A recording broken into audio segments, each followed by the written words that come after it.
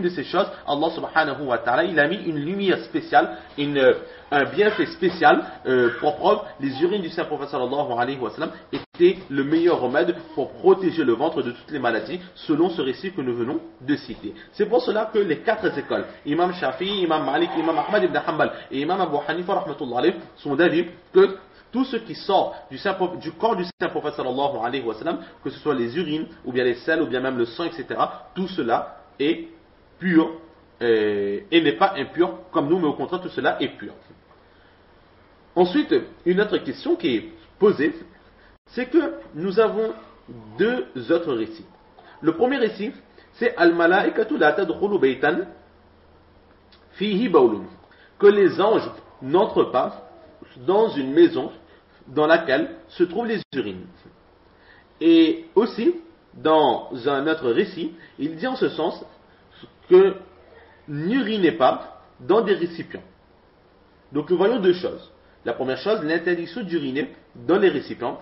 Et dans le hadith de l'imam Abu Daoud rahmatullah, nous voyons très clairement que le prophète sallallahu alayhi wa sallam lui-même, il urinait dans ce pot en bois qu'il avait à ses côtés. Et le premier récit que nous avions dit, nous avons mentionné, c'est les anges n'entrent pas dans les maisons dans lesquelles se trouvent des urines. Et là nous voyons très clairement que le prophète sallallahu alayhi wa sallam, il déposait ce récipient rempli d'urine à ses côtés sous son lit la nuit, et au matin il faisait jeter le contenu de ces récipients.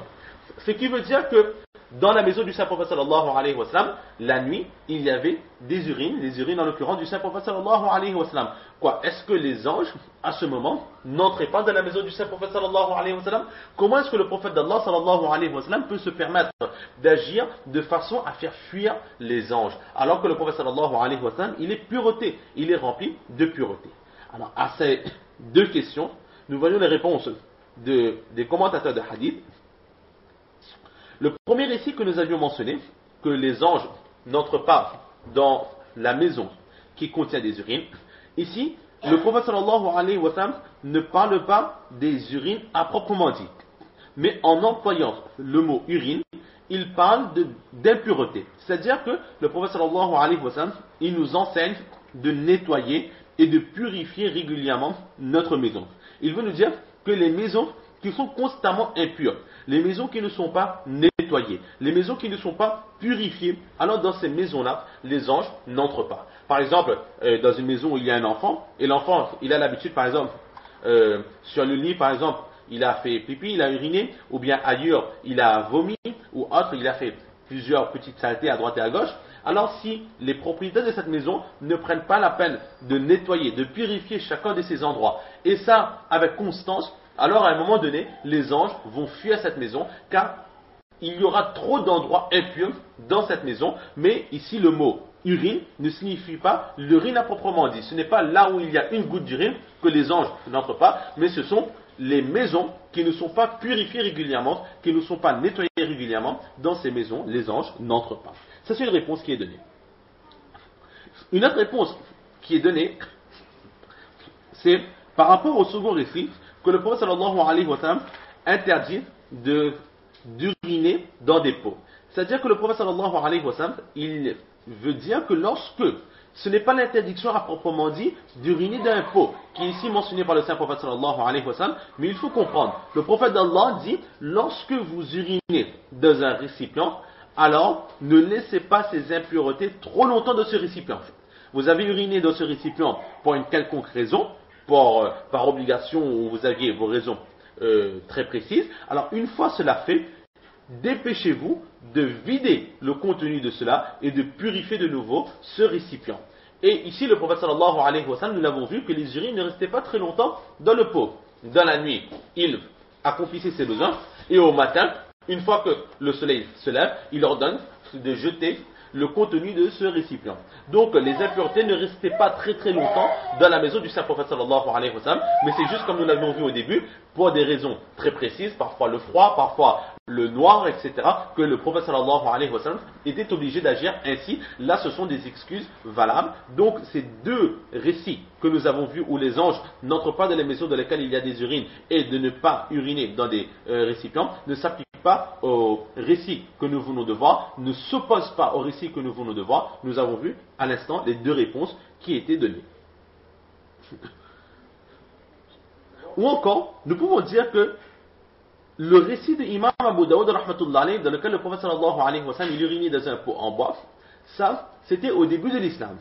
Et au fur et à mesure que l'islam a progressé et que justement les toilettes ont été installées à proximité ou bien dans les maisons comme aujourd'hui, une fois que cela a été fait, alors le prophète sallallahu alayhi wa sallam il a tout simplement dit qu'à partir de maintenant, étant donné qu'il y a des facilités pour uriner sans souiller les récipients, alors n'urinez plus dans les récipients, mais allez directement dans les toilettes qui sont construites ou bien dans les maisons, ou bien à proximité des maisons. Il n'y a plus de raison valable pour ne pas aller directement aux toilettes pour accomplir ses besoins. C'est aussi une réponse qui est donnée.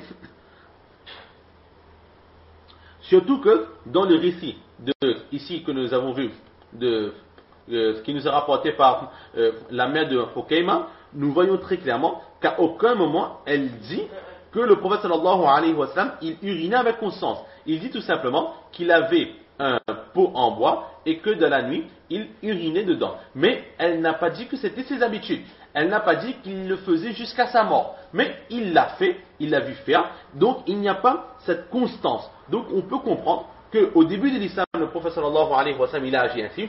Et à la fin de l'islam, il a interdit cela, étant donné qu'il y a les sanitaires, l'organisation des sanitaires, l'emplacement et dans les maisons, il y a eu cette facilité, cette accessibilité aux sanitaires qui fait que le prophète sallallahu alayhi wa sallam, il a interdit d'agir ainsi.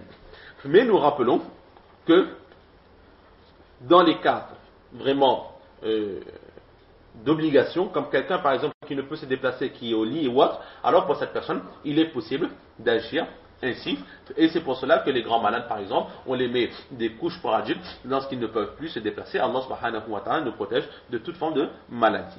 Donc voilà à peu près pour ce hadith que nous venons de voir. Et aussi, un autre point, c'est qu'il y a un autre récit, dans lequel le prophète sallallahu alayhi wa sallam il dit Akrimu ammatakum, ayez du respect pour votre tante, ayez du respect pour la sœur de votre père.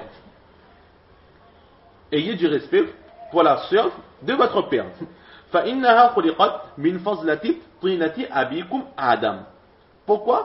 Parce que la sœur de votre père a été créée avec le reste de terre de votre père, Hazrat Adam alayhi salatu wa salam.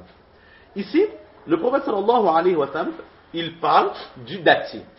Il parle du datif. Il dit, ô vous les êtres humains, respectez les datifs. Pourquoi? Parce que les datifs, d'une façon ou d'une autre, c'est la sœur de votre père, Hazrat Adam alayhi salatu wa salam. Donc c'est votre tante. Et pourquoi c'est votre tante? Parce que Hazrat Adam alayhi salatu wa salam, il a été créé à partir de la terre. Allah il a fait le moule de Hazrat Adam alayhi salatu wa salam avec de la terre. Mais de toute la terre qui avait été récoltée par l'ange de la mort, qui a été remis ensuite à Allah subhanahu wa ta'ala, de toute la terre qui avait été récoltée, la totalité n'a pas été utilisée pour faire le moule de Hazrat Adam alayhi salatu wa salam. Mais il restait un petit peu. Un peu comme nous par exemple, on va faire une pâte, on va étaler la pâte dans le moule, alors il y aura toujours des petites chutes. Alors là aussi, avec les chutes, ou bien avec les restes de la terre qui a été utilisée pour créer Hazrat Adam alayhi salatu wa salam, c'est avec ce reste-là qu'Allah subhanahu wa ta'ala il a créé le dattier. Donc ce qui fait que d'une façon ou d'une autre, Hazrat Adam et le dattier ont été créés avec la même terre, donc la même mère. C'est pour cela que Hazrat Adam et le dattier, selon la parabole qui est faite de ce hadith, sont frères et sœurs. C'est pour cela que le prophète sallallahu alayhi wa sallam nous demande de respecter la sœur de notre père, Hazrat Adam alayhi salatu wa sallam, le dattier. Et pourquoi est-ce que ce récit est mentionné par les narrateurs de hadith? Tout simplement parce que dans le hadith que nous avons eu, le mot haïdan, si on le traduit par un tronc creux de dattier, cela signifie tout simplement que le prophète sallallahu alayhi wa sallam nous a ordonné de respecter le dattier, et de notre côté, lui-même, il va uriner dans le dattier. Alors apparemment, il y a contradiction dans les paroles et les gestes du saint prophète sallallahu alayhi wa sallam. La réponse qui est donnée, c'est que tout d'abord, ce hadith que nous venons de mentionner, que respecter les sœurs de votre père, c'est-à-dire les datifs, c'est un hadith avec une chaîne de narration très faible. Ou bien même Ibn Jawzi rahmatullah alayh, Il dit tout simplement que ce hadith n'est pas un hadith, c'est un hadith qui a été inventé. Étant donné que c'est un hadith inventé, alors là, il n'y aura aucune contradiction entre les paroles et les gestes du saint prophète sallallahu alayhi wa sallam, car à aucun moment le prophète sallallahu alayhi wa sallam n'a dit que le dattier était la sœur de Hazrat, entre guillemets, la sœur de Hazrat Adam alayhi salatu wa sallam. C'est un hadith qui a été inventé. Et même si nous acceptons que le hadith, que ces paroles-là sont vraiment un hadith, que réellement le prophète sallallahu alayhi wa sallam, il a dit que le dattier a été créé avec le reste de terre de Hazrat Adam alayhi salatu wa sallam, alors là nous donnerons comme réponse que le prophète sallallahu alayhi wa sallam, lorsqu'il dit de respecter le datif, c'est l'arbre lui-même quand il est vivant. L'arbre, lorsqu'il est vivant, alors nous devons le respecter. Mais une fois qu'il est mort, ou une fois que le bois a été utilisé pour fabriquer autre chose, alors il n'y a plus lieu d'avoir le même respect que pour le datif vivant, car même si le bois provient du datif, mais le récipient que nous avons avec nous, ou bien même le meuble qui est devant nous, ce meuble-là ou ce récipient n'est plus appelé dattier. Il a été changé. Étant donné qu'il a changé de forme, il a changé de nature, alors ce n'est plus les mêmes règles qui vont s'appliquer. Donc en d'autres mots, ce qui est demandé d'être respecté, c'est le dattier, le pied du dattier lorsqu'il est vivant. Mais une fois qu'il a été coupé, une fois qu'à partir de son bois a été créé d'autres choses, alors ce hadith-là ne s'appliquera plus. Et ici en l'occurrence, le prophète sallallahu alayhi wa sallam, il a utilisé un tronc, mais ce tronc était déjà mort. Donc l'ordre de respect ne s'appliquera pas pour ce morceau de tronc qui n'a plus de vie en lui. Donc voilà à peu près ce que l'on peut dire sur ce hadith pour ce chapitre-là. Donc Allah subhanahu wa ta'ala nous donne le tawfiq de comprendre ces quelques paroles, surtout de mettre en pratique et de propager. Wa ma tawfiqi illa billah.